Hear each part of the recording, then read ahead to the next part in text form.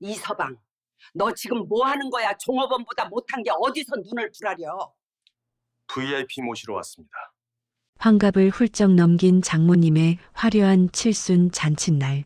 고급 한정식 집의 번쩍이는 금빛 조명 아래서도 도윤의 자리는 언제나 구석집 문 앞이었습니다. 가족들이 웃음꽃 피우며 즐겁게 건배하는 동안 도윤은 쉴 새 없이 빈 그릇 치우며 종업원보다 더 바쁘게 몸을 계속 움직였습니다. 아무도 그에게 편히 앉으라는 말조차 없었고 오히려 국물이 튀었다며 매몰찬 타박만 돌아왔습니다. 10년이라는 긴 세월 동안 이 집안에서 도윤은 이름 대신 이서방 혹은 멍청아, 저 사람이라 불리는 하찮은 존재에 불과했습니다. 아내 서연만이 안절부절 못하며 남편의 낡은 소매를 붙잡아 세우려 했지만 장모의 서슬 퍼런 눈동자에 그녀 역시 고개를 깊게 숙일 수밖에 없었습니다. 도윤은 차가운 냉수를 들이키며 애써 화를 삼켰습니다. 어머니, 제가 고기 좀 더 가져오도록 하겠습니다. 그의 낮은 목소리는 웃음소리에 묻혀 사라지고 말았습니다. 본격적인 이야기 시작 전 구독과 좋아요 부탁드립니다. 큰사위 철수는 비싼 와인잔을 높이 치켜들며 자신의 초고속 승진 소식을 자랑하기 무척 바빴습니다. 그는 도윤이 가져온 깨끗한 물수건을 슬쩍 집어 일부러 바닥에 툭 떨어뜨리는 유치한 심술을 부렸습니다. 어이쿠 손이 미끄러졌네. 우리 무능한 이 과장님. 아직도 만년 과장이라 그런지 손이 참 둔하군. 철수의 저질스러운 비아냥거림에 식탁은 웃음바다가 되었고 장모님은 신이 나서 맞장구 치며 한술 더 떴습니다. 우리 집안에 저런 모자란 사람이 들어와서 내 팔자가 참으로 기구하기도 하지 하며 한탄했습니다. 사위 도윤의 가슴에 날카롭고 커다란 대못을 박으며 주변 사람들에게 도윤을 투명인간 취급하라 명령했습니다. 도윤은 묵묵히 바닥에 떨어진 더러운 물건을 집어 자신의 양복 주머니에 구겨 넣으며 꾹 참았습니다. 그는 이 모든 수모를 견뎌야만 하는 특별하고도 비밀스러운 이유를 가슴 깊은 곳에 숨기고 있었습니다. 언젠가 다가올 그날을 위해 입술을 깨물었습니다. 사실 사위 도윤의 진짜 정체는 정부 직속 국가데이터보안국의 최고 수석 설계자였습니다. 10년 전 국가의 운명이 걸린 극비 프로젝트를 위해 그는 철저히 자신의 신분을 숨겨야만 했습니다. 평범한 중소기업의 무능한 만년 과장이라는 가면은 그가 안전하게 핵심 업무를 수행하기 위한 장치이자 가장 완벽하고도 고통스러운 최선의 위장 수단이었습니다. 사랑하는 가족들에게조차 절대 진실을 말할 수 없었기에 도윤은 늘 아내에게 미안한 마음을 품고 살았습니다. 오늘도 그는 잠시 화장실에 가는 척하며 몰래 주머니 속에 검은색 특수 보안 단말기를 꺼냈습니다. 화면에는 긴급한 국가 최고 등급 호출 신호가 깜빡였고 도윤의 순한 눈빛은 순식간에 날카로운 매처럼 변했습니다. 이제 지긋지긋한 이 위장 연극을 끝낼 시간이 되었습니다. 그는 단말기의 승인 버튼을 강하게 눌러 응답했습니다. 본부로 복귀할 테니 지금 당장 팀을 급파하십시오. 식당 복도 끝에서 들려오는 묵직한 구두 소리에 잔치를 즐기던 처가 식구들의 시선이 모두 쏠렸습니다. 검은 정장을 깍듯하게 차려입은 건장한 사내 10명이 일정한 보폭으로 복도를 아주 위압적으로 가로질러 왔습니다. 식당 지배인이 당황하며 그들의 길을 막아섰지만 그들은 가볍게 최고 등급 공모 신분증을 내보이며 지나쳤습니다. 무거운 정적이 내려앉은 연회장의 웅장한 문이 열리고 그들은 방 안주위를 아주 날카롭게 한번 훑었습니다. 그리고는 정확히 도윤이 서 있는 구석 자리를 향해 한치의 망설임도 없이 신속하게 걸어갔습니다. 장모님은 혹시 큰사위 철수가 사고라도 쳤나 싶어 얼굴이 하얗게 질린 채 철수의 팔을 붙잡았습니다. 철수 역시 갑작스러운 분위기에 완전히 압도되어 겁을 먹고 들고 있던 와인잔을 파르르 떨며 테이블에 내려놓았습니다. 요원들의 서늘한 기운이 잔치상을 순식간에 얼려버렸습니다. 모든 사람의 시선이 집중된 그 찰나의 순간, 사내들의 우두머리로 보이는 남자가 도윤의 코앞에 멈춰서서 허리를 90도로 깊게 숙여 인사했습니다. 국가 위기 상황입니다. 한도윤 수석 설계자님 지금 즉시 본부로 긴급히 모셔야 한다는 엄명이 내려왔습니다. 그의 우렁찬 목소리가 식당 안을 가득 채우자 장모와 철수는 귀를 의심하며 서로를 멍하니 보았습니다. 국가 VIP 모시러 왔습니다. 차는 이미 준비되었습니다. 요원들이 양옆으로 깎듯이 갈라서며 장엄한 길을 만들자 도윤은 천천히 기름 묻은 앞치마를 바닥에 던졌습니다. 그리고 멍하니 자신을 바라보는 장모를 향해 돌아서서 생전 처음 보는 싸늘하고 깊은 미소를 지어 보였습니다. 먼저 일어나겠습니다. 장모님 남은 시간 즐겁게 보내시길 바랍니다. 그의 당당한 발걸음이 식당 문 밖을 향해 걸어가자 처가 식구들의 비명 섞인 경악의 탄성이 터져나왔습니다. 철수는 입을 벌린 채 그저 헛웃음만 흘릴 뿐이었습니다. 도윤이 요원들의 호의를 받으며 식당을 빠져나가자 화려했던 칠순 잔치상은 순식간에 차가운 정적에 잠겼습니다. 장모 박정숙은 들고 있던 숟가락을 바닥에 떨어뜨린 채 사위가 나간 문 쪽을 멍하니 바라보며 입을 벌렸습니다. 방금 내가 본 것이 정말 꿈은 아닐까 싶어 옆에 앉은 큰 사위 철수의 팔을 강하게 꼬집어 보았습니다. 아이고, 어머니 제 팔을 왜 이렇게 세게 누르십니까? 철수의 비명 섞인 목소리에야 겨우 정신을 차린 장모는 방금 전 그 검은 양복 사내들의 말을 되새겼습니다. 수석 설계자라고 불렀던 것 같은데 그게 대체 뭐냐? 장모의 떨리는 질문에 대기업 부장인 철수의 안색은 종이장처럼 하얗게 질려 입술조차 제대로 떼지 못했습니다. 그들은 일반 경찰이나 검찰과는 차원이 다른 분위기였고 국가 최고 기밀을 다루는 요원들이 분명했기 때문입니다.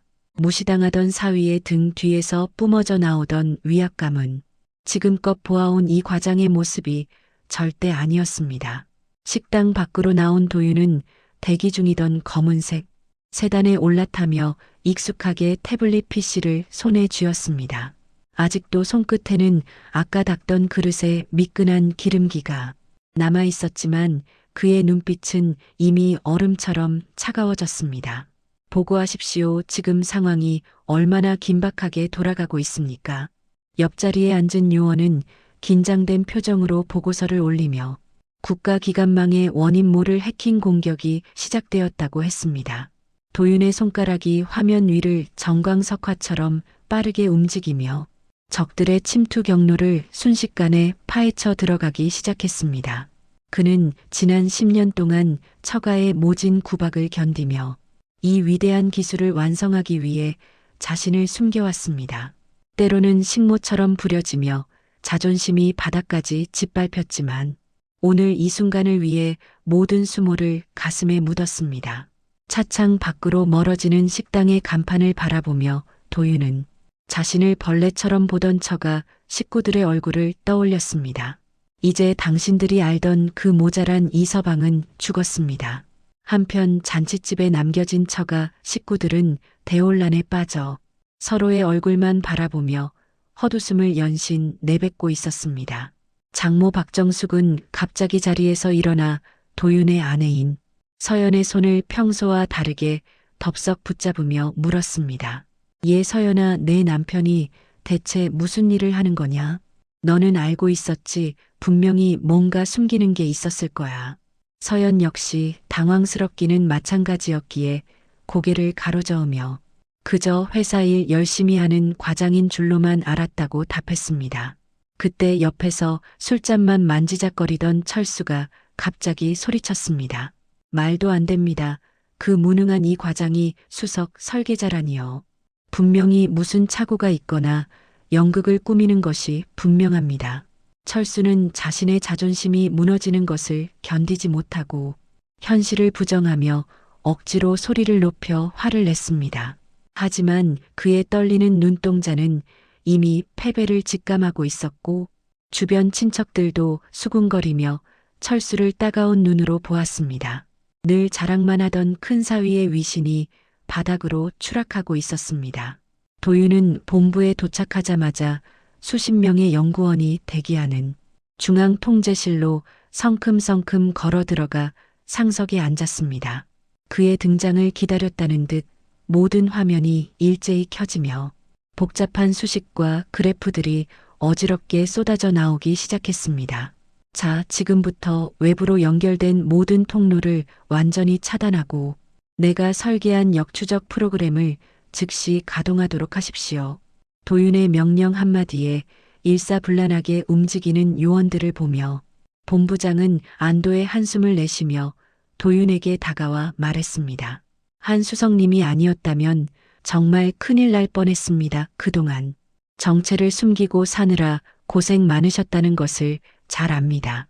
도윤은 말없이 모니터를 응시하며 침입자의 정체를 추적했고 마침내 드러난 공격지의 주소는 놀랍게도 국내였습니다. 누군가 내부의 정보를 빼돌려 국가를 위기에 빠뜨리려 했고 그 배후에는 도윤이 잘 아는 이름이 연루되어 있었습니다. 도윤의 입가에 싸늘한 조소가 번지며 분노가 끓어올랐습니다. 나를 괴롭혔던 인간들의 민낯이 여기서 드러날 줄이야. 다시 식당으로 돌아온 풍경은 가관이 아닐 수 없었습니다. 장모는 도윤이 벗어두고 간 앞치마를 보물이라도 되는 양 두 손으로 정성스럽게 접어 무릎 위에 올려두고 있었습니다. 조금 전까지만 해도 더럽다고 저리 치우라며 소리치더니 이제는 사위의 채취라도 맡으려는 듯 얼굴을 가까이 댔습니다. 우리 이서방이 보통 인물이 아닐 줄 내가 진작 알았지. 옆에서 그 모습을 보던 친척들은 혀를 끌끌 차며 비웃었지만 장모 박정숙은 아랑곳하지 않고 서연에게 전화를 걸라 했습니다. 어서 전화해서 언제 오는지 물어보고 여기 음식 다 싸가라 해라. 철수는 그런 장모의 변덕에 구역질이 나는지 자리를 박차고 나갔지만 이미 식당 밖에는 기자들과 요원들이 가득했습니다. 도윤의 신분이 노출되면서 처가 식구들의 평범했던 일상은 이제 감당할 수 없는 폭풍 속으로 휩쓸려 들어가기 시작했습니다. 죄를 지은 자는 떨 것이고 버틴 자는 보상을 받을 것입니다. 도윤의 복수와 반격은 이제 겨우 첫 발을 뗐을 뿐입니다.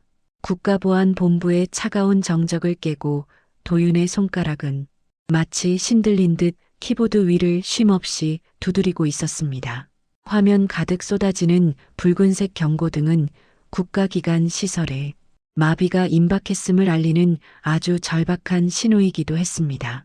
도윤은 10년 동안 가슴속에 묻어두었던 천재적인 감각을 다시 깨우며 적들의 복잡한 침투 경로를 하나씩 차단했습니다. 옆에서 지켜보던 본부장조차 그의 엄청난 작업 속도 앞에 숨을 죽인 채 경이로운 눈빛으로 그를 바라볼 뿐이었습니다. 이것은 단순한 해킹 방어 작업이 아니라 국가의 심장을 다시 뛰게 만드는 아주 숭고하고도 위험한 작업이었습니다. 도윤은 땀방울이 턱 끝까지 맺히는 줄도 모르고 집중하며 보이지 않는 적들과 치열한 정보 전쟁을 벌이고 있었습니다. 그는 자신이 무너진다면 아내와 가족들의 미래도 없다는 사실을 누구보다 잘 알기에 단 한순간도 방심하지 않았습니다.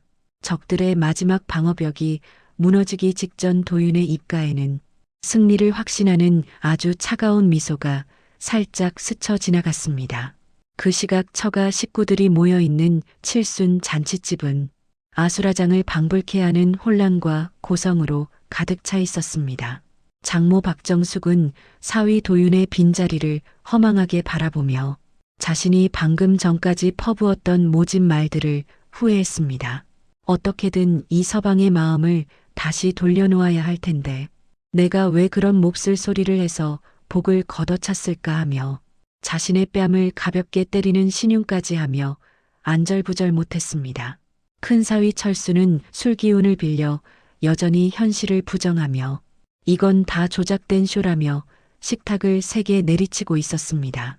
하지만 그 순간 식당 밖에서 요란한 사이렌 소리가 들리고 검은색 승합차 여러 대가 식당 입구를 완전히 봉쇄했습니다. 철수의 회사 동료였던 이들이 수갑을 든 채 들어왔고 그의 얼굴은 순식간에 흑빛으로 변하며 주저앉고 말았습니다.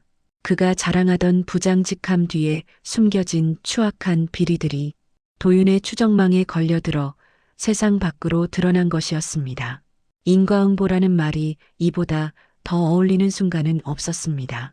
도윤의 아내 서연은 떨리는 손으로 남편에게 전화를 걸었지만 남편의 전화기는 여전히 묵묵부답으로 연결되지 않았습니다. 주변 친척들은 이제 서연에게 앞다투어 다가와 아부를 떨며 도윤이가 원래부터 눈빛이 남달랐다며 입에 침을 발랐습니다. 서연은 그런 가식적인 사람들의 모습에 환멸을 느끼면서 남편이 홀로 견뎠을 고독한 10년 세월을 생각했습니다. 매년 명절마다 부엌에서 기름 냄새를 맡으며 전을 부치고 장모의 타박을 웃음으로 넘기던 남편의 뒷모습이 떠올라 서연의 눈가에는 뜨거운 눈물이 쉴 새 없이 흘러내렸습니다. 그녀는 남편이 돌아오면 가장 먼저 따뜻한 밥을 차려주고 고생했다는 말 한마디를 꼭 해주고 싶다고 다짐했습니다. 하지만 상황은 그녀의 바람보다 훨씬 더 긴박하게 돌아갔고 식당을 포위한 요원들은 서연에게 안전을 위해 이동해야 한다며 정중하지만 단호하게 그녀를 차 안으로 안내하기 시작했습니다. 이제 도윤의 가족이라는 신분은 그 자체로 국가급 보호 대상이었습니다. 본부의 대형 스크린에 마침내 해킹 공격지의 정확한 좌표와 그 배후 세력의 은밀한 자금줄이 선명하게 표시되었습니다. 도윤은 그 리스트를 확인하는 순간 자신의 눈을 의심하며 잠시 숨을 멈추고 화면을 아주 뚫어지게 응시했습니다. 거기에는 평소 자신을 무시하던 큰 사위 철수의 회사뿐만 아니라 장모가 뒷돈을 대주며 키워주려던 조카의 상호도 있었습니다. 그들은 도윤이 설계한 보안망을 뚫기 위해 비열하게도 도윤의 개인 컴퓨터를 해킹하려 시도했던 정황까지 포착되었습니다. 자신들이 벌레처럼 취급하던 사위가 바로 그 보안망의 주인이라는 사실은 꿈에도 모른 채 도둑질을 하려 한 셈입니다.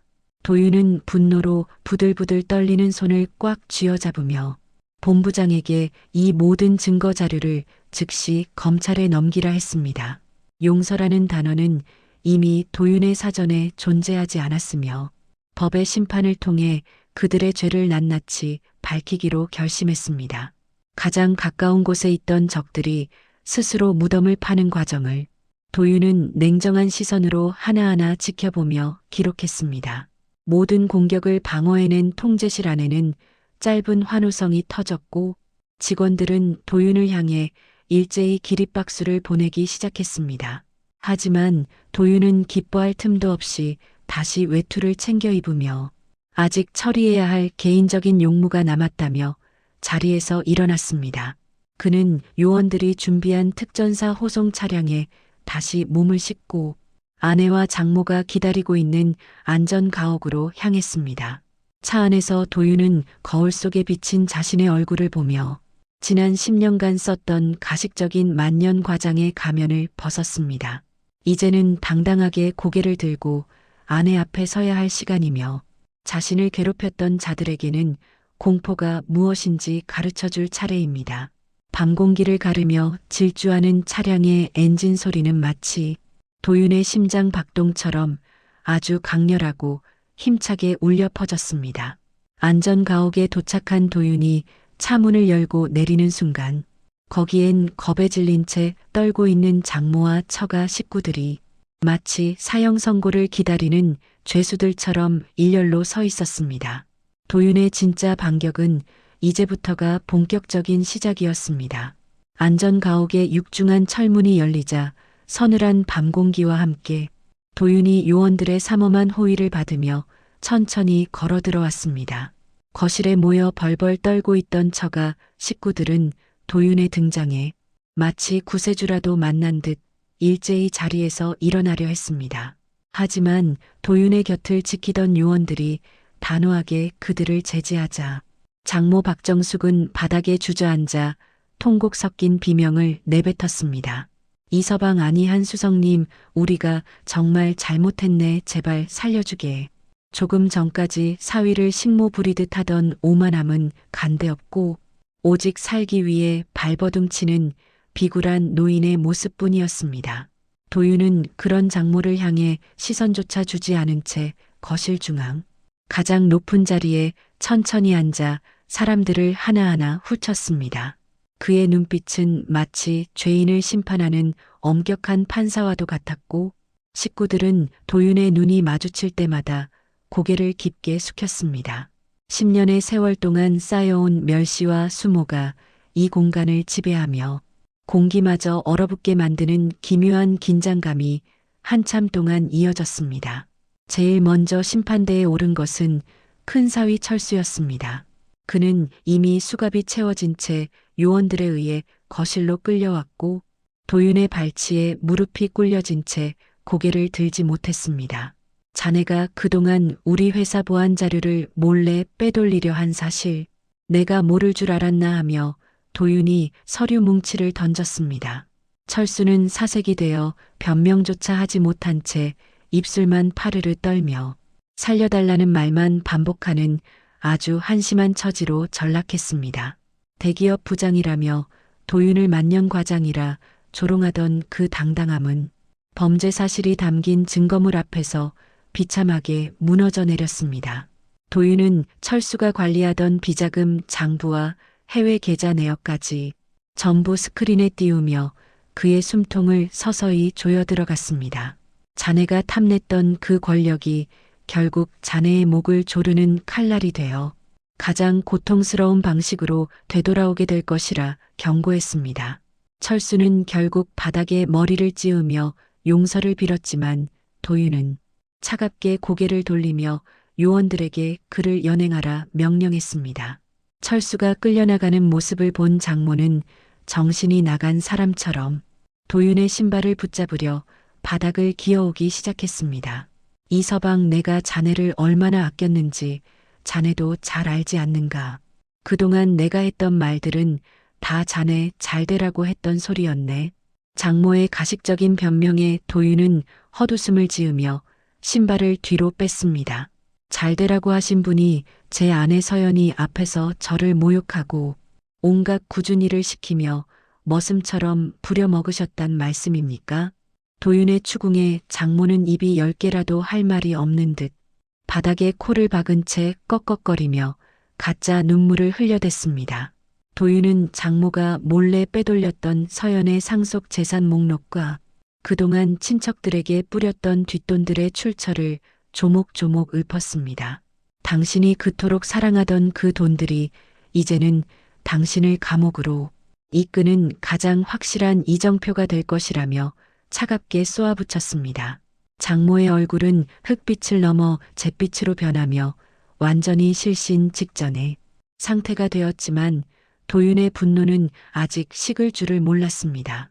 이 모든 광경을 뒤에서 지켜보던 아내 서연은 복잡한 심경에 남편 도윤의 이름을 나직하게 부르며 다가오려 했습니다. 도윤은 서연을 보는 순간만큼은 눈빛의 날카로움을 거두고 자리에서 일어나 아내의 떨리는 두 손을 꼭 붙잡았습니다. 서연아, 당신에게 진실을 숨겨야만 했던 나를 부디 용서해줘. 당신을 위험에 빠뜨리지 않기 위해 나도 죽을 만큼 힘들었어.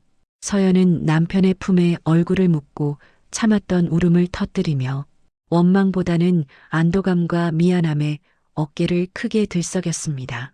도윤은 아내를 달래며 이제는 더 이상 숨어 살지 않아도 된다고, 우리의 진정한 삶은 이제부터 시작될 것이라 약속했습니다. 하지만 처가 식구들에게 내려질 심판은 아내의 눈물과는 별개로 아주 냉정하고 철저하게 진행될 것임을 분명히 했습니다. 도윤은 요원에게 시켜 서연을 잠시 다른 방으로 안내하게 한 뒤 남아있는 빌런들을 처리하기 위한 마지막 준비를 마쳤습니다. 그의 등 뒤로 비치는 그림자는 이제 거대한 산처럼 커 보였습니다. 다시 홀로 남겨진 도윤은 남아있는 처가 친척들을 향해 그들이 지은 크고 작은 죄가들을 하나하나 열거하기 시작했습니다. 사촌 형님은 제 이름을 팔아 사기를 치려하셨고 처제는 제 아내의 보석을 몰래 훔쳐다 팔았던 사실을 기억하십니까? 도윤의 입에서 나오는 구체적인 날짜와 장소 그리고 증거들에 친척들은 서로를 원망하며 아수라장 같은 싸움을 벌였습니다. 자신들의 허물을 덮으려 서로의 멱살을 잡고 욕설을 내뱉는 그들의 추악한 본성을 보며 도윤은 깊은 회의감을 느꼈습니다. 이런 사람들을 가족이라 믿고 10년을 견뎌온 자신이 허탈해 도윤은 요원들에게 모든 인원을 즉시 시설 밖으로 내보내라 했습니다. 단 장모님과 철수 형님은 검찰 조사관들에게 직접 인계하고 나머지 분들은 평생 우리 가족 근처에 얼씬도 못하게 하십시오. 도윤의 엄중한 선포가 떨어지자 요원들은 일사불란하게 움직였고 통곡 소리로 가득했던 가옥은 다시 고요한 평화를 되찾았습니다. 지옥 같았던 처가와의 인연이 드디어 종지부를 찍는 순간이었습니다. 긴 밤이 지나고 창밖으로는 어느덧 희미한 새벽빛이 밝아왔습니다. 새벽의 푸른 공기가 안전 가옥의 넓은 거실을 가득 채울 무렵 도윤은 피로가 몰린 눈을 비비며 창밖의 먼 산을 바라보았습니다. 폭풍우가 휩쓸고 간 자리처럼 처가 식구들이 떠난 거실은 차갑고도 고요한 정막만이 무겁게 가라앉아 있을 뿐이었습니다. 도윤은 지난 10년간의 세월이 마치 한편의 짧은 꿈처럼 느껴져 허탈한 웃음을 지으며 넥타이를 느슨하게 풀었습니다. 하지만 감상에 젖어 있을 시간도 없이 그의 특수 단말기가 다시 한번 날카로운 기계음을 내며 긴급 메시지를 알렸습니다. 해킹 공격의 배후 세력이 해외로 도주하려 한다는 정보와 함께 그들을 돕는 거대 자본의 실체가 마침내 수면 위로 드러났습니다.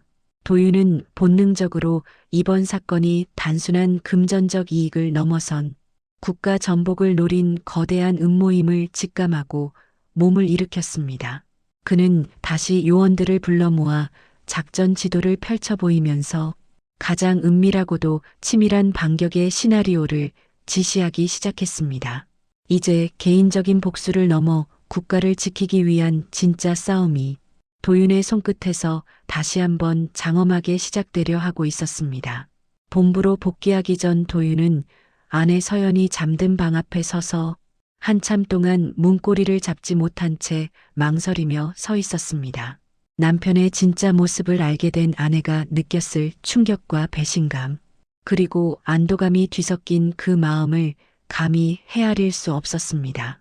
도윤은 조심스럽게 문을 열고 들어가 곤히 잠든 서연의 얼굴을 한참 동안 쓸어내리며 미안하다는 말을 속삭이고 말았습니다. 그때 서연이 눈을 뜨며 도윤의 손을 꼭 잡고는 나직하게 말하기를 당신이 어떤 사람이든 상관없으니 제발 다치지만 말아달라며 남편에 대한 변함없는 사랑과 깊은 신뢰를 다시금 확인시켜 주었습니다. 도윤은 아내의 따뜻한 눈빛에서 새로운 힘을 얻어 일어섰고 반드시 모든 일을 해결하고 평범한 일상으로 돌아오겠다 약속했습니다. 방을 나서는 도윤의 발걸음은 이전보다 훨씬 가볍고 단호했으며 그의 등 뒤로 비치는 아침 햇살은 마치 승리의 서광 같았습니다. 서연은 멀어지는 남편의 뒷모습을 보며 기도를 올렸고 그녀 역시 이제는 약한 아내가 아닌 든든한 조력자가 되리라 다짐했습니다. 본부에 도착한 도윤을 맞이한 것은 뜻밖의 인물이었습니다. 은퇴 후 종적을 감췄던 전임 국장님이 도윤의 소식을 듣고 직접 조력자로 나서기 위해 본부 작전실에 나타난 것입니다. 한 수석 자네가 돌아왔다는 소식을 듣고 내 가만히 있을 수 없었네. 노 국장은 도윤의 어깨를 두드리며 오래전 함께 설계했던 비밀 보안 프로토콜인 거북선을 다시 가동할 때라 말했습니다. 거북선은 국가 비상사태 시 모든 네트워크를 잠금 상태로 만들고 공격자의 위치를 역으로 타격하는 가장 강력한 최종 병기였습니다. 도윤과 노국장은 머리를 맞대고 적들의 예상 도주 경로를 데이터 알고리즘으로 분석하며 빈틈없는 그물을 짜기 시작했습니다. 그 과정에서 적들이 국내 유력 기업의 비자금을 이용해 망명 자금을 마련했다는 구체적인 정황 증거까지 확보했습니다. 이것은 단순한 해커들의 소행이 아니라 권력층의 부패와 결탁한 추악한 범죄의 결정판임을 시사하는 아주 중요한 단서였습니다. 도윤은 차가운 냉수를 들이키며 적들의 숨통을 옥죄기 위한 마지막 엔터키를 누를 준비를 마쳤고 통제실엔 긴장감이 감돌았습니다. 한편 검찰 조사를 받게 된 장모 박정숙과 큰사위 철수는 취조실의 딱딱한 의자에 앉아 서로를 원망하며 싸우고 있었습니다. 다 내 놈이 나를 꼬드겨서 이 사달이 난 게 아니냐며 장모는 철수의 얼굴을 향해 삿대질하며 고성을 질러댔습니다. 철수 역시 이제는 눈에 뵈는 게 없는지 장모에게 대들며 어머니가 돈에 눈이 멀어 도윤이를 무시한 게 원인이라 반박했습니다. 그들의 추태를 유리창 너머로 지켜보던 담당 검사는 혀를 차며 한 수석님이 제출한 증거가 너무나 명백해서 빼도 박도 못한다며 두 사람에게 최고 형량이 구형될 것임을 차갑게 통보했습니다. 가족이라는 이름으로 묶여 서로를 갉아먹던 비정상적인 관계가 차가운 법의 심판대 위에서 아주 처참하게 해체되고 있었습니다.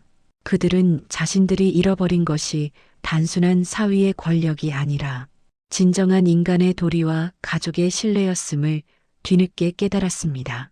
하지만 이미 엎질러진 물은 다시 주워 담을 수 없었으며 그들에게 남은 것은 길고 어두운 감옥의 세월뿐이었습니다. 작전의 시작을 알리는 도윤의 짧고 강렬한 명령이 떨어지자 전국의 요원들이 일제히 적들의 은신처로 급파되었습니다. 도윤은 실시간으로 전송되는 현장 영상을 모니터링하면서 적들이 설치한 부비 트랩과 방화벽을 원격으로 무력화했습니다. 그의 손가락은 마치 피아노 건반을 누르듯 경쾌하게 움직였고 그때마다 화면 속의 적들은 당황하며 무기를 버리고 투항했습니다. 마침내 적들의 수개가 탄 비행기가 이륙하기 직전 도윤은 관제 시스템을 장악하여 활주로를 폐쇄하고 강제 착륙시켰습니다. 이로써 국가를 위협하던 거대한 악의 무리가 일망타진되었고 본부 안은 승리의 함성과 환호 소리로 가득 차게 되었습니다. 도윤은 비로소 안도의 한숨을 내쉬며 의자 깊숙이 몸을 기댔고 자신의 곁을 지켜준 동료들과 눈인사를 나누며 미소 지었습니다. 하지만 이 모든 영광 뒤에 숨겨진 진실은 아직 다 드러나지 않았고 도윤의 진짜 싸움은 이제 사회의 부조리를 바로잡는 것으로 이어집니다. 정의는 승리한다는 평범한 진리를 몸소 증명해낸 아주 긴 하루였습니다.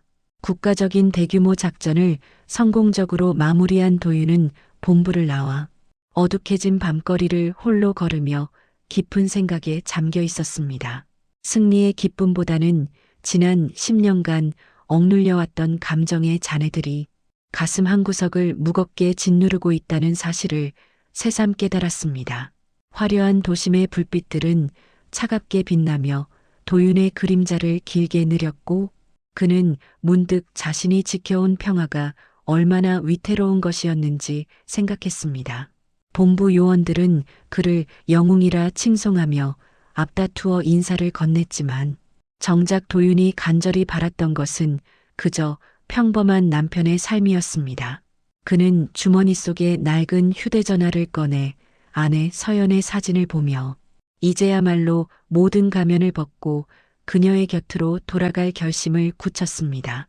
하지만 세상은 천재적인 능력을 지닌 그를 쉽게 놓아주려 하지 않았고 어둠 속에서 그를 지켜보는 또 다른 시선이 있음을 직감했습니다. 도윤은 걸음을 멈추고 차가운 밤 공기를 깊게 들이마시며 뒤를 돌아보았고 거기엔 정체를 알 수 없는 의문의 노신사가 미소를 지으며 서 있었습니다. 의문의 노신사는 도윤에게 다가와 정중하게 명함을 건네며 말하기를 자네의 능력을 국가를 위해서만 쓰기엔 너무 아깝지 않으냐 물었습니다. 그는 세계적인 보안 컨설팅 그룹의 회장으로 도윤을 영입하기 위해 오랜 시간 그의 행적을 추적하며 지켜봐 왔던 거물급 인물이었습니다. 상상도 할 수 없는 막대한 연봉과 명예를 제안하며 유혹해왔지만 도윤은 단 1초의 망설임도 없이 그 제안을 단칼에 거절했습니다. 돈과 명예를 쫓았다면 이미 10년 전에도 기회는 차고 넘쳤으며 내가 지키고 싶었던 것은 그런 허울뿐인 껍데기가 아니라고 답했습니다. 노신사는 도윤의 단호한 태도에 당황한 기색을 내비치며 물러났고 도윤은 다시는 나를 찾아오지 말라며 차가운 경고의 메시지를 남겼습니다. 그는 권력의 정점에 서는 것보다 아내와 함께 저녁을 먹는 소박한 일상의 행복이 훨씬 더 가치 있다는 사실을 뼈저리게 알고 있었습니다. 욕망의 유혹을 뿌리치고 돌아서는 도윤의 뒷모습은 그 어느 때보다 당당하고 거대해 보였으며 그의 발걸음엔 망설임이 전혀 없었습니다. 한편 구치소에 수감된 장모 박정숙은 면회 온 아내 서연을 보자마자 창살을 붙잡고 통곡하며 제발 나 좀 여기서 꺼내달라며 애원했습니다. 이서방에게 잘 말해서 고소 좀 취하해달라고 전해주면 안 되겠니?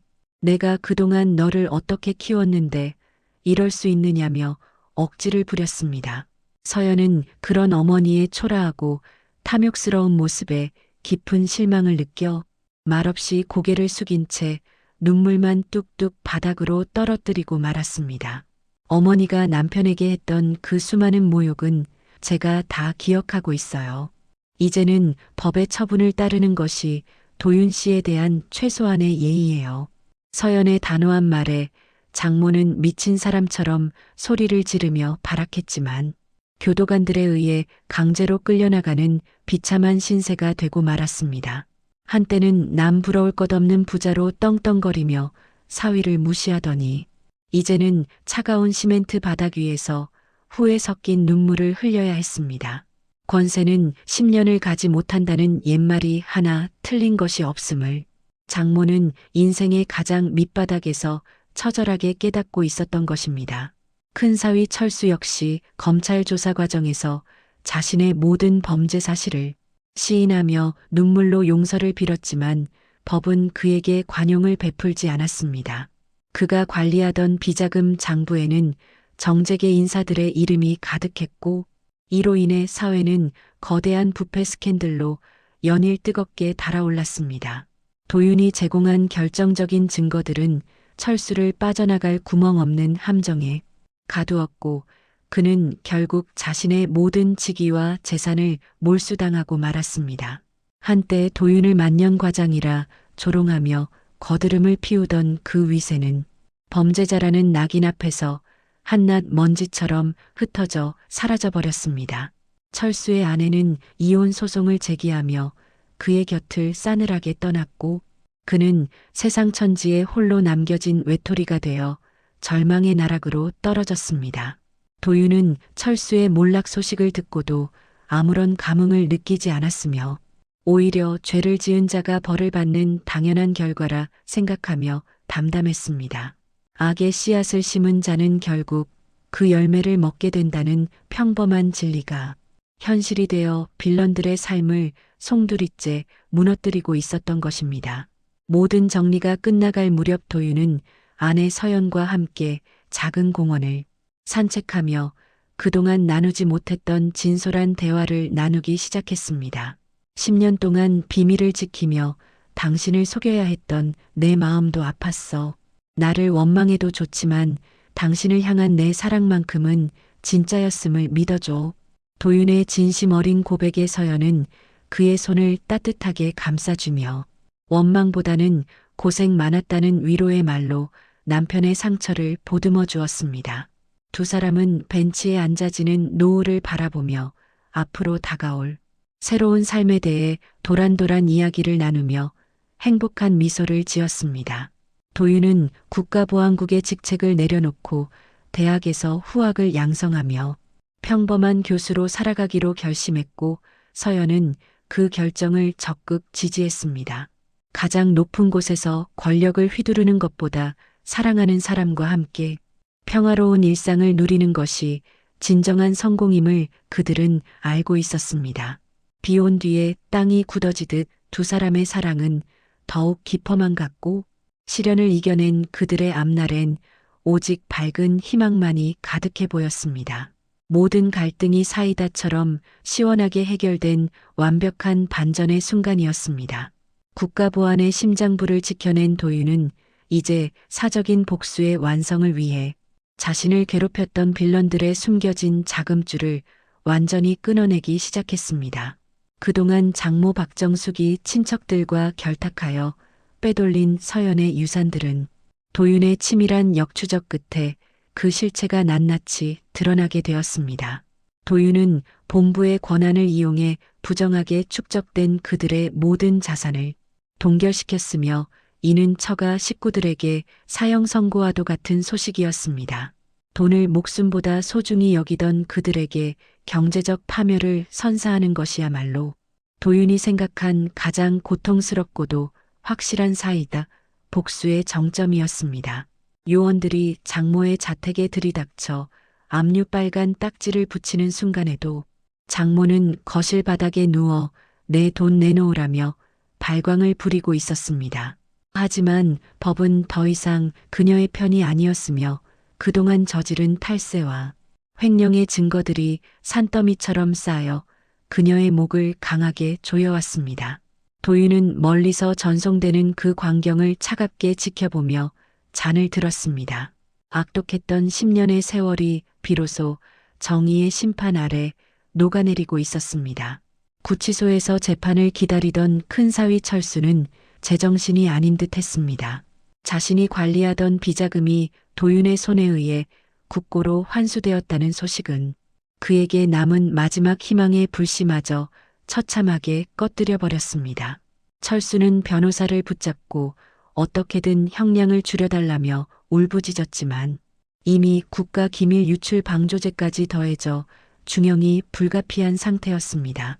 한때 도윤의 어깨를 치며 만년과장이라 비웃던 그 오만했던 손은 이제 차가운 쇠창살을 붙잡고 부들부들 떨리는 가련한 처지가 되었습니다. 도윤은 직접 면회실을 찾아가 유리창 너머로 철수를 빤히 바라보았습니다. 형님, 제가 말씀드리지 않았습니까? 권력은 영원하지 않다고 말입니다.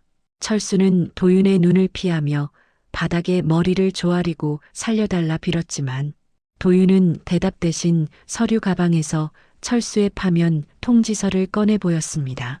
그것은 철수가 평생 쌓아온 사회적 지위가 완전히 소멸되었음을 의미했고 그는 칠흑 같은 절망의 구렁텅이 속으로 비명을 지르며 추락했습니다. 도윤의 뒷모습은 그 어느 때보다 냉혹했으며 복수의 칼날은 날카로웠습니다. 장모를 도와 도윤을 무시하며 앞잡이 노릇을 했던 처남과 조카들도 줄줄이 검찰에 소환되어 자신들의 추악한 범죄를 자백하기 바빴습니다. 그들은 서로에게 죄를 뒤집어 씌우며 수사관들 앞에서 난투극을 벌였고 그 광경은 마치 굶주린 짐승들이 먹이를 두고 다투는 것처럼 추했습니다. 도윤은 이들에게 단 한 번의 선처도 베풀지 않았으며 법이 허용하는 최고 수준의 처벌을 받을 수 있도록 모든 증거를 철저히 보완했습니다. 특히 서연의 이름을 도용해 가짜 계약서를 작성했던 조카의 죄는 질이 아주 나쁘다고 판단하여 민사소송까지 함께 진행하게 했습니다. 가족이라는 울타리 안에서 보호받으며 도윤을 괴롭히던 그 비겁한 자들은 이제 각자 도생의 길에서 서로를 증오하며 무너져 내리고 있었습니다. 도윤은 그들이 겪는 고통이 자신이 겪은 10년의 수모에 비하면 아직도 턱없이 부족하다고 생각하며 더욱 강력하게 그들을 몰아붙였습니다. 인과응보의 법칙이 얼마나 무서운지 도윤은 세상에 똑똑히 보여주었습니다. 배신과 탐욕으로 가득 찼던 처가 식구들의 몰락은 이제 돌이킬 수 없었습니다. 복수가 막바지에 다다를 무렵 도윤은 아내 서연과 함께 장모의 집을 마지막으로 방문하여 남은 짐들을 정리하며 감회를 새로이 했습니다. 한때는 들어오기조차 두려웠던 그 집이 이제는 초라하고 텅 빈 공간이 되어 도윤의 발걸음 소리만이 공허하게 울려 퍼지고 있을 뿐이었습니다. 서연은 벽에 걸린 가족 사진을 떼어내며 이제는 정말 끝이라 말했습니다. 우리 남편을 괴롭혔던 이 집안의 기운을 여기서 다 털어버리고 싶어. 서연의 단호한 태도에 도윤은 그녀를 따뜻하게 안아주며 고맙다 했습니다. 당신이 내 곁에 있어 주었기에 이 긴 싸움을 견딜 수 있었던 거야. 도윤은 장모가 숨겨두었던 마지막 비상금 상자까지 찾아내어 복지재단에 익명으로 기부해버림으로써 그들의 탐욕에 완벽한 종지부를 찍었습니다. 집을 나서는 도윤의 어깨 위로 쏟아지는 오후의 햇살은 무척 따뜻했으며 그의 가슴속에 맺혀있던 응어리들이 하나둘씩 사라지는 기분이었습니다. 이제 빌런들에게 남은 것은 비참한 패배와 영원한 낙인뿐이었으며 도윤은 그들을 뒤로 한 채 아내의 손을 잡고 새로운 희망을 향해 걸었습니다. 도윤의 활약상이 정재계에 소문이 나자 그를 포섭하려는 세력들이 다시 한번 줄을 섰지만 도윤은 그들의 연락을 일체 차단해버렸습니다. 그는 권력의 정점에서 느꼈던 허무함을 누구보다 잘 알고 있었기에 자신을 평범한 남편으로 불러주는 아내의 목소리가 세상에서 가장 좋았습니다. 도윤은 보안국의 사직서를 정식으로 제출하고 소박한 시골 마을에 작은 연구소를 차려 조용히 연구에만 몰두할 계획을 세우기 시작했습니다. 하지만 그가 떠나기 전 국가에서는 그에게 최고 등급의 훈장을 수여하며 국가 영웅으로서의 예우를 끝까지 갖추겠다는 의사를 분명히 밝혔습니다. 도윤은 훈장 수여식에 아내와 함께 참석하여 가장 빛나는 자리에 섰고 그 소식을 뉴스에서 접한 장모와 철수는 감옥에서 피눈물을 흘렸습니다. 자신들이 발로 찼던 그 못난 사위가 나라를 구한 영웅이었다는 사실이 그들의 가슴을 찢어놓는 가장 강력한 형벌이 되어 돌아온 것입니다. 사이다 같은 통쾌함이 온 세상을 뒤덮으며 도윤의 명예는 회복되었습니다. 고난 끝에 찾아온 영광은 그 무엇보다 달콤하고 아름다운 열매였습니다. 국가 훈장을 수여받은 도윤의 이름이 연일 뉴스 데스크를 장식하자 세상은 그를 전설의 설계자라 부르며 찬사를 아끼지 않았습니다. 감옥의 차가운 시멘트 바닥에 앉아 텔레비전을 지켜보던 장모는 화면 속 당당한 사위의 모습에 정신을 잃고 쓰러지고 말았습니다. 자신이 그토록 무시하며 머슴처럼 부렸던 사위가 국가 영웅이라니 믿을 수 없는 현실 앞에 장모는 가슴을 치며 곡소리를 내뱉었습니다. 교도관들은 시끄럽다며 타박을 주었지만 장모의 귀에는 들리지 않았고 오직 도윤에게 퍼부었던 자신의 모진 말들만 환청처럼 들려왔습니다. 한때는 금으로 치장된 옷을 입고 거드름을 피우던 여장부였지만 이제는 수의를 입고 사위의 자비만을 구걸하는 처량한 신세였습니다. 장모는 떨리는 손으로 사죄의 편지를 써보려 했지만 이미 늦었고 도윤은 그녀가 보낸 모든 서신을 읽지도 않고 폐기하라 명했습니다. 뿌린 대로 거두는 법이라는 냉혹한 진리가 그녀의 심장을 찔렀습니다. 도윤의 완벽한 반격은 빌런들의 영혼까지 아주 처참하게 부쉈습니다.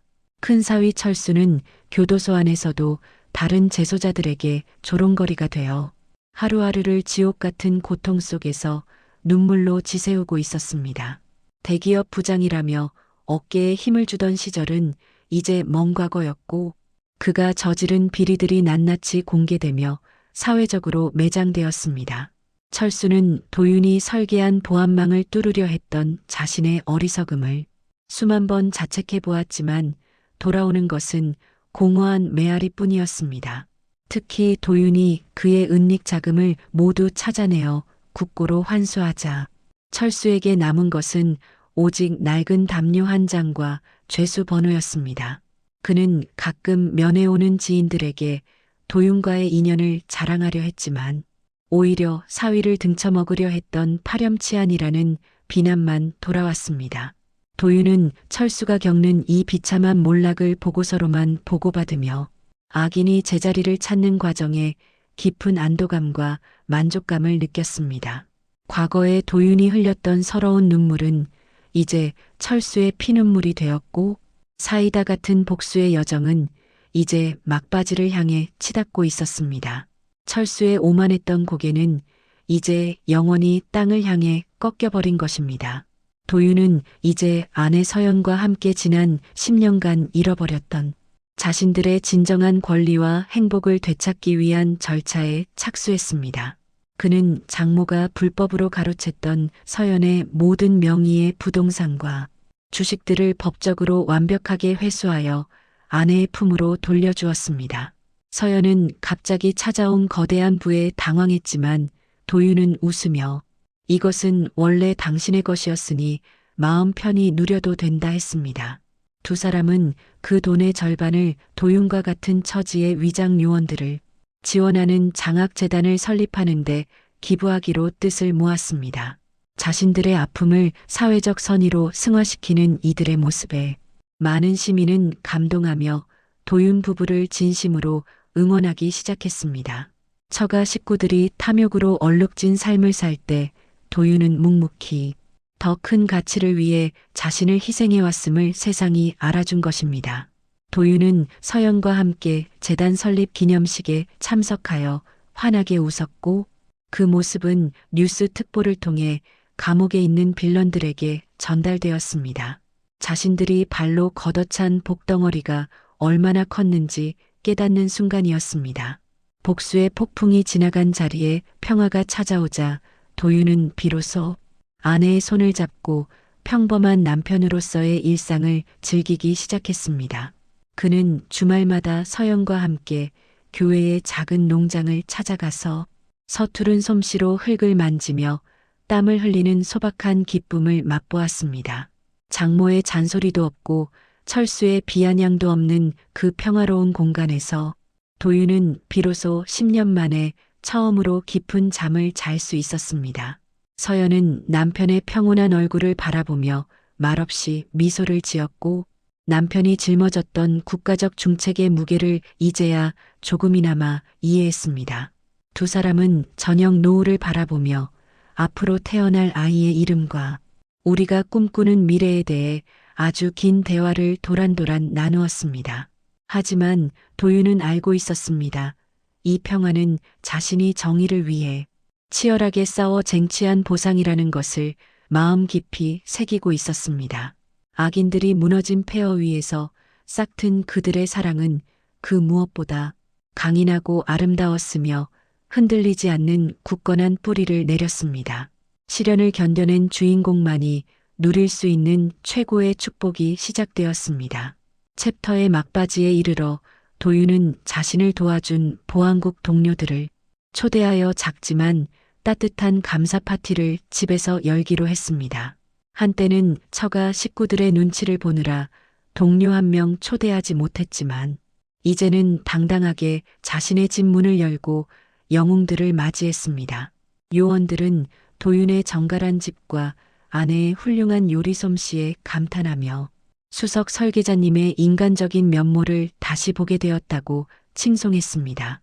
도윤은 그들과 함께 지난 작전의 뒷이야기를 나누며 크게 웃었고 그 소리는 담장을 넘어 조용한 마을 전체에 행복하게 울려 퍼졌습니다. 이 소식을 전해 들은 감옥의 빌런들은 더욱 깊은 고독에 침잠하며 자신들이 가졌던 모든 것이 얼마나 덧없는 것이었는지 절감했습니다. 도윤은 마지막으로 잔을 높이 들어 동료들과 아내에게 감사를 전했고 그의 눈동자에는 과거의 슬픔 대신 미래의 희망이 가득 차 있었습니다. 가장 비참한 밑바닥에서 가장 높은 곳으로 올라온 한 남자의 이야기는 이제 완벽한 승리의 마침표를 향해 힘차게 달려가고 있었습니다. 고통은 짧았으나 그 영광은 영원할 것임을 모두가 예감하고 있었습니다. 빌런들의 몰락이 완성된 후에도 도윤은 멈추지 않고 사회의 어두운 곳에 뿌리 박힌 부조리를 도려내기 시작했습니다. 그는 장모와 철수가 저질렀던 범죄의 뿌리가 생각보다 깊어 정재계의 부패한 인맥들과 연결되어 있음을 최종적으로 확인했습니다. 도윤은 자신이 가진 국가급 보안 권한을 마지막으로 발휘하여 그들의 은밀한 검은 거래 내역을 세상에 단번에 공개했습니다. 이 소식이 터지자마자 관련자들은 추풍낙엽처럼 힘없이 쓰러졌고 도윤을 만만하게 보던 권력자들은 공포에 떨며 숨어버리고 말았습니다. 한낱 사위로 무시당하던 남자가 국가를 뒤흔드는 심판자가 되어 정의의 칼날을 휘두르는 모습은 많은 국민에게 전율을 선사했습니다. 도윤은 차가운 모니터 앞에서 마지막 로그아웃 버튼을 누르며 이제야말로 자신이 할 수 있는 모든 소임을 다했음을 느꼈습니다. 그의 입가에는 10년의 한을 씻어내는 담담한 미소가 번졌고 복수는 단순한 파괴가 아닌 정의를 세우는 과정임을 증명했습니다. 감옥에 수감된 철수는 이제 자포자기한 심정으로 하루를 보내며 자신이 조롱했던 도윤의 얼굴을 매일 밤 꿈속에서 마주했습니다. 꿈속에서 도윤은 여전히 물수건을 바닥에서 줍고 있었지만 그의 눈빛은 철수의 영혼을 꿰뚫는 듯 차갑고 날카로웠습니다. 철수는 식은땀을 흘리며 깨어나 차가운 감옥 벽을 보며 내가 왜 그랬을까 하며 머리를 감싸 쥐고 눈물을 흘렸습니다. 그는 이제 대기업 부장이라는 화려한 명함 대신 죄수번호 3850번으로 불리는 초라한 범죄자에 불과한 신세였습니다. 교도소 내에서도 그의 오만함은 독이 되어 돌아와 다른 재소자들에게 괴롭힘을 당하며 매일같이 굳은 일을 도맡아야 했습니다. 도윤이 겪었던 수모를 이제 철수가 그대로 돌려받는 셈이니 이보다 더 완벽한 인과응보의 결말은 세상에 없을 것입니다. 철수는 이제서야 도윤이 가졌던 침묵의 무게가 얼마나 무겁고 위대했는지를 처절하게 깨닫고 있었으며 뒤늦은 후회의 눈물을 쏟았습니다. 장모 박정숙은 건강이 악화되어 형집행정지를 신청해 보았으나 그녀가 저지른 죄질이 너무 나빠 단칼에 거절당하고 말았습니다. 그녀는 면회실 유리 너머로 서연에게 돈 좀 써서 나를 좀 꺼내달라고 마지막까지 추악한 본성을 드러내며 애원했습니다.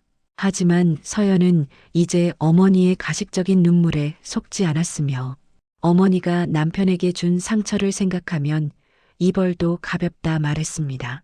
장모는 딸의 차가운 반응에 큰 충격을 받아 넋을 잃고 그 자리에 주저앉아 멍하니 천장만 바라보는 폐인이 되었습니다. 돈이면 다 된다고 믿었던 그녀의 오만한 가치관은 감옥이라는 절대적인 장벽 앞에서 무참히 부서져 가루가 되어 사라졌습니다. 한때 사위에게 서빙을 시키며 떵떵거리던 그녀의 화려한 손은 이제 거칠고 투박해진 채 용서를 구하는 기도조차 하지 못했습니다. 권력을 탐하며 가족을 짓밟은 대가는 이토록 처참하고 길었으며 그녀에게 남은 것은 오직 어두운 독방의 차가운 침묵뿐이었습니다. 도윤은 이제 모든 공직에서 완전히 물러나 아내와 함께 조용한 바닷가 마을로 거처를 옮겨 새로운 삶을 준비했습니다. 그는 그동안 모은 재산 중 꼭 필요한 만큼만 남기고 나머지는 전부 사회에 환원하여 진정한 노블레스 오블리주를 실천했습니다. 마을 사람들은 그가 누구인지 전혀 모른 채 그저 성실하고 점잖은 이웃집 남자로만 도윤을 대하며 반겨주었습니다. 도윤은 아침마다 바닷바람을 맞으며 산책하고 아내와 함께 작은 텃밭을 일구며 소박한 일상의 소중함을 온몸으로 느꼈습니다. 더 이상 암호를 해독하거나 적의 공격을 막아낼 필요가 없는 이 평화로운 삶이 도윤에게는 세상 그 무엇보다 값진 보상이었습니다. 그는 가끔 서연의 손을 잡고 수평선을 바라보며 말하기를 당신과 함께 있는 이 순간이 내 인생의 가장 큰 성공이라 했습니다. 서연은 남편의 어깨에 고개를 기대며 행복한 눈물을 흘렸고 두 사람의 그림자는 황금빛 노을 속에 아름답게 녹아들어갔습니다. 챕터의 끝에서 도윤은 자신을 찾아온 본부장에게 마지막 인사를 건네며 국가보안의 핵심 키가 담긴 단말기를 반납했습니다. 이제는 젊고 유능한 후배들이 이 나라를 잘 지켜줄 것이라 믿으며 도윤은 자신의 이름이 적힌 명패를 내려놓았습니다. 본부장은 도윤의 손을 꽉 잡으며 한 수석님의 희생과 헌신을 우리 조직은 영원히 잊지 않을 것이라며 경의를 표했습니다. 도윤은 가벼운 가방 하나만 메고 본부 건물을 나서며 뒤돌아보지 않고 아내가 기다리는 집을 향해 발걸음을 옮겼습니다. 그의 등 뒤로 웅장한 국가기관의 건물이 우뚝 서 있었지만 도윤은 오직 아내의 따뜻한 미소만을 생각하며 걸었습니다. 빌런들은 감옥에서 썩어가고 정의는 승리하여 평화가 찾아온 이 세상에서 도윤은 비로소 진정한 자유를 만끽할 수 있었습니다. 가장 낮은 곳에서 묵묵히 견뎌낸 자가 누릴 수 있는 최고의 영광이 도윤의 앞날에 눈부시게 펼쳐지고 있었던 것입니다. 이제 마지막 이야기의 종결만을 남겨둔 채 대단원의 막이 오릅니다. 폭풍 같은 세월이 지나고 어느덧 1년이라는 시간이 흘러 도윤과 서연의 삶에는 이전에 본 적 없는 평온이 찾아왔습니다. 바닷가가 내려다 보이는 작은 언덕 위 그들의 집 마당에는 서연이 정성껏 가꾼 형형색색의 꽃들이 만발하여 향기를 내뿜었습니다. 도윤은 더 이상 정장을 입지 않고 편안한 면바지 차림으로 마당 한 구석에서 아내를 위한 나무 의자를 뚝딱거리며 만들었습니다. 한때 국가의 운명을 결정짓던 그의 정교한 손기술은 이제 세상에서 가장 사랑하는 여인을 위한 선물을 만드는 데 쓰였습니다. 그는 가끔 망치질을 멈추고 멀리 보이는 수평선을 바라보며 지난 10년 동안 가슴을 짓눌렀던 무거운 책임감을 떠올려 보았습니다. 하지만 이제 그 기억들은 먼지처럼 흩어져 아무런 힘도 없었으며 오히려 지금의 평화가 얼마나 소중한지 일깨워주는 이정표가 되었습니다. 도윤은 땀방울을 닦으며 다가오는 아내를 향해 환하게 미소 지었고 그의 얼굴에는 만년 과장의 비굴함 대신 당당한 여유가 넘쳤습니다. 반면 감옥에서 맞이하는 빌런들의 겨울은 유난히도 춥고 길어 그들의 몸과 마음을 사정없이 짓밟으며 비참하게 만들고 있었습니다. 장모 박정숙은 감옥 안에서 배급받은 식판을 들고 서 있다가 자신이 예전에 도윤에게 했던 행동들이 떠올라 숟가락을 놓았습니다. 맛이 없다며 사위의 가슴에 밥상을 통째로 엎어버렸던 그날이 이제는 칼날이 되어 돌아와 그녀의 메마른 심장을 도려냈습니다. 큰사위 철수 역시 노역장에서 거친 돌을 나르며 손이 다트고 갈라지는 고통 속에서 도윤의 깨끗했던 손을 하염없이 그리워했습니다. 자신은 한 번도 해본 적 없는 꾸준히 일을 도윤은 10년이나 군말 없이 해왔다는 사실이 이제야 철수의 가슴을 때렸습니다. 그들은 이제 누구에게도 큰 소리치지 못하는 가장 낮은 자들이 되어 자신들이 지은 죄의 무게를 온몸으로 견디며 하루를 버텼습니다.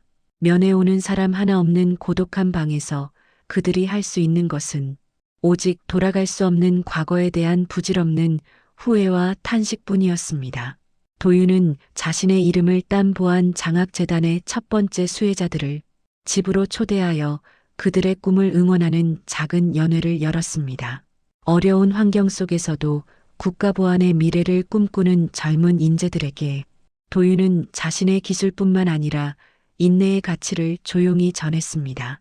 가장 강한 힘은 겉으로 드러내는 권력이 아니라 끝까지 참아내고 자신을 지키는 내면의 단단함에서 나온다는 것을 강조하며 말했습니다. 재단 학생들은 도윤의 살아있는 전설 같은 이야기에 눈을 빛내며 그를 인생의 진정한 멘토로 삼아 존경의 눈빛을 아낌없이 보냈습니다. 서연은 그들을 위해 정성껏 준비한 음식을 나르며 행복해했고 남편이 더 이상 숨지 않고 빛나는 자리에 있음을 감사해했습니다. 한때 처가 식구들에게 병풍 취급당하며 무시당하던 남자가 이제는 대한민국 최고의 인재들을 길러내는 거목이 되어 우뚝 서 있었습니다. 그들의 집은 이제 슬픔이 아닌 희망과 열정으로 가득 차올랐으며 도윤의 명예는 그 어떤 훈장보다도 값지게 세상에 빛나고 있었습니다. 서연의 뱃속에 새로운 생명이 찾아왔다는 소식이 들려오던 날, 도윤은 아내를 꼭 껴안고 세상을 다 얻은 듯한 눈물을 흘렸습니다. 10년의 어두운 터널을 지나 비로소 맞이한 진정한 가족의 완성에 그는 신이 있다면 이보다 더 큰 선물은 없을 것이라 생각했습니다. 도윤은 아기 방을 직접 꾸미기 위해 벽지를 고르고 가구를 배치하며 자신이 겪었던 수모를 아이에게는 절대 물려주지 않겠노라 다짐했습니다. 그는 아이에게 정직하게 사는 법과 사람을 귀하게 여기는 법을 가장 먼저 가르쳐 줄 것이며 세상의 부조리에 맞설 힘을 길러줄 것입니다. 두 사람은 태어날 아기의 이름을 지으며 밤이 깊어가는 줄도 모르고 행복한 미래의 설계도를 그려나가는데 온 정성을 쏟아부었습니다. 빌런들이 사라진 그들의 인생은 오직 아름다운 이야기들로만 채워졌고 시청자들에게 시원한 사이다를 선사했던 복수극은 이제 끝이 났습니다. 고난을 이겨낸 자에게 주어지는 축복은 끝이 보이지 않을 만큼 깊었고 도윤과 서연의 사랑은 세월이 흐를수록 더욱 단단하게 굳어갔습니다. 드라마의 마지막 장면은 석양이 지는 바닷가에서 두 사람이 서로의 손을 꼭 잡고 끝없이 펼쳐진 모래사장을 걷는 모습입니다. 도윤은 서연의 귓가에 대고 나직하게 사랑한다는 말을 건넸고 서연은 그 품에 기대어 세상에서 가장 행복한 미소를 지어 보였습니다. 멀리서 들려오는 파도 소리는 마치 그들의 지난 세월을 위로하듯 부드럽고 잔잔하게 해안가를 감싸 안으며 평화를 노래했습니다. 만년과장이라는 가면을 벗고 국가 영웅으로 다시 태어난 한 남자와 그를 끝까지 믿고 기다려준 한 여자의 위대한 승리의 기록이었습니다. 그동안 이 이야기를 지켜봐 주신 시청자 여러분께 깊은 감사를 드리며 정의는 반드시 승리하고 진실은 밝혀진다는 사실을 잊지 마십시오. 도윤의 이야기는 여기서 멈추지만 그가 남긴 용기와 인내의 가치는 오랫동안 많은 이들의 가슴 속에 남아 큰 울림을 줄 것입니다.